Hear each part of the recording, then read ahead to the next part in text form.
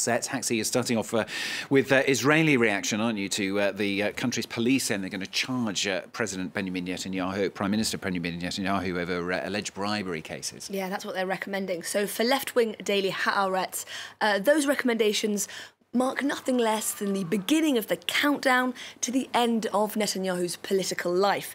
And that's in large part, we read here, because Netanyahu hasn't even tried to contradict the hard facts published by the police. He didn't deny, for example, demanding lavish gifts, and he didn't deny advancing legislation for, quote, the benefit of the man who was pampering him, leading this paper to conclude that Netanyahu believes political power is meant to serve those who wield it as opposed to the general public. Now, the centrist Jerusalem Post, meanwhile, is focusing today on how these bribery recommendations are really splitting Israel's political elite down party lines. The left and the centre-left are demanding Netanyahu step down immediately. Netanyahu loyalists, meanwhile, are accusing police of conspiring with the chairman of the secular Yesh Atid party to essentially stage a coup. Now, former Prime Minister Ehud Barak, who is a left-winger, he's openly mocked Netanyahu's claims that the police will simply find nothing. And Likud's tourism minister, meanwhile, has called the recommendations a shameful step against the will of the people. So very different opinions within Israel's ruling class there. OK, and you've also found a piece, haven't you, in the New York Times. This suggests that there's one man who may be about to face even more scrutiny than the Prime Minister in the next coming weeks and months. Yeah, this one's interesting. That man is Avichai Mandelblit, Israel's Attorney General. Now, Netanyahu backed this man for the top legal job in the country, and now his fate lies in Mandelblit's hands. Critics are worried that this means the Attorney General is essentially in Netanyahu's pocket. But other people do have faith. They cite the number of times Mandelblit has actually broken with Netanyahu on a number of key policy issues, including Mandelblit's decision to evacuate an illegal Israeli settlement outpost that Netanyahu had really tried to salvage. There was yet another Israel story that's been getting a lot of global media attention, isn't there? And that is the first hearing of the trial of Tamimi. She's a 17-year-old Palestinian teenager charged on 12 counts, including assault of an Israeli soldier. Now, that trial was crucially held behind closed doors, contrary to her wishes. Now, in this piece in the Washington Post, we read that Israel is keen to make an example of this teenager, but that by refusing journalists access to the trial, Israel may in fact be scoring something of an own goal, boosting her appeal as a repressed and silenced rebel. And the Times of Israel also has an interesting take on that trial.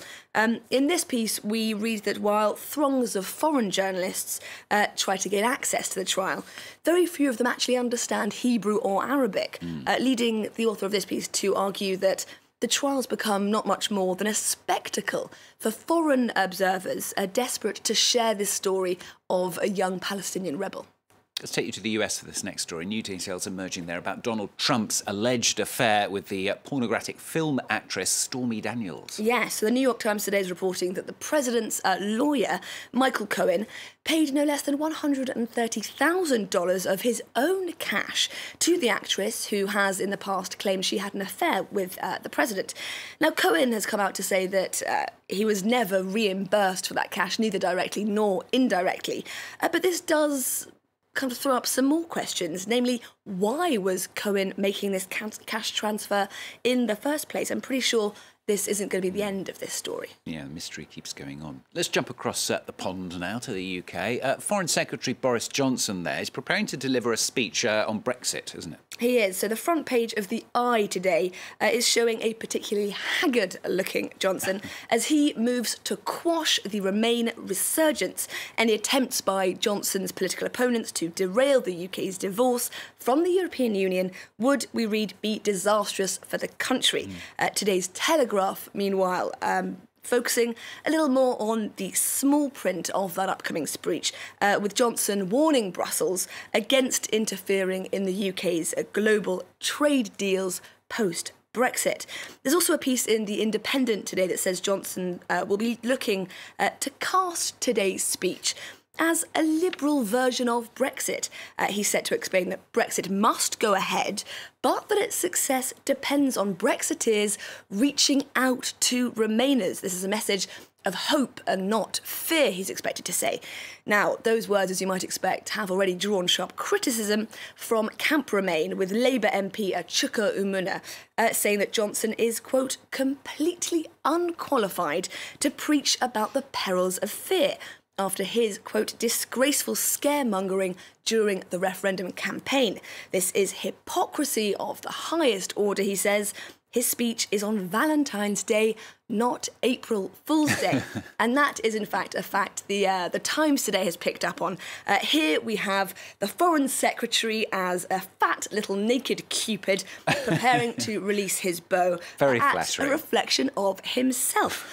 The idea being, I think, that Johnson's Brexit plan is not only blind like love, but also more than a little self-interested. Yes, Boris Johnson looking haggard. He always looks like that, Axie. In case you didn't know, I'm sure you do. Axie Rose-Belkin here on France 24.